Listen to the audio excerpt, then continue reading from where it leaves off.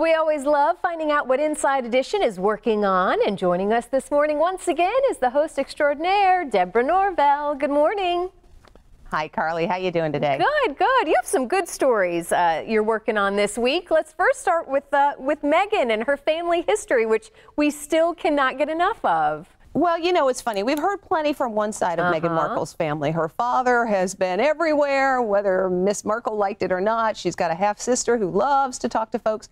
But we've heard very, very little about her mother's side of the family, and that's what we're focusing on Inside Edition. And I think it's a story that Meghan Markle would enjoy watching herself. Here, of course, is Doria Ragland, her mom, all by herself at the wedding last May as her daughter married into the British royal family.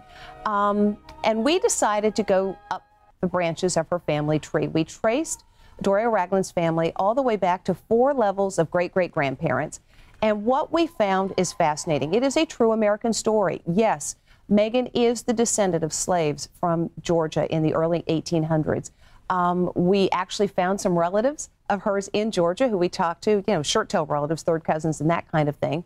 We also were able to trace the family and see other relatives who I think, too, are just as accomplished as Meghan Markle. Some say she's the trailblazer in her family. But one of her I think it's great-great-uncles, was a member of one of the Negro League baseball teams back in the early 1900s. So this is a family with a very rich and interesting history, and you're going to learn just a little bit about it coming up on Inside Edition. Well, I'm eager to hear that because, again, as you know, everyone just fell in love with her mom, seeing her with such grace and poise that day, and I'm glad to hear there's some more kind of uplifting stories from that side of the family.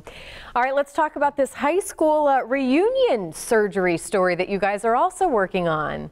There are a lot of people. It's interesting when high school reunion time rolls around, a lot of people get taken back to where they were in their heads. You know, if they were the big, excited, person who was like the top popularity group and they don't look gorgeous anymore. Maybe they have one thought. If they were in the loser group, and we all know who we were, then you have a different idea about going back.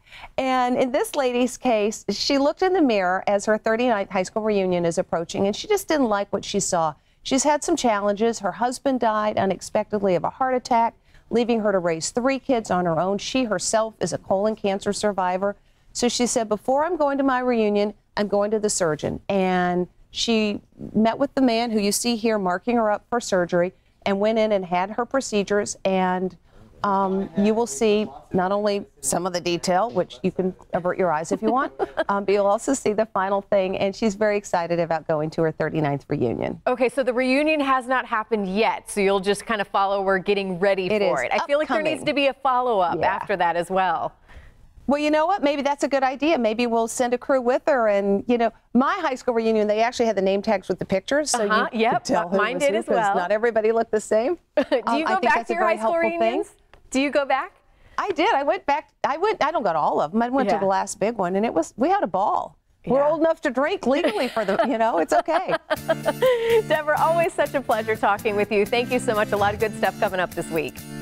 Nice seeing you again, Carly. Thank you.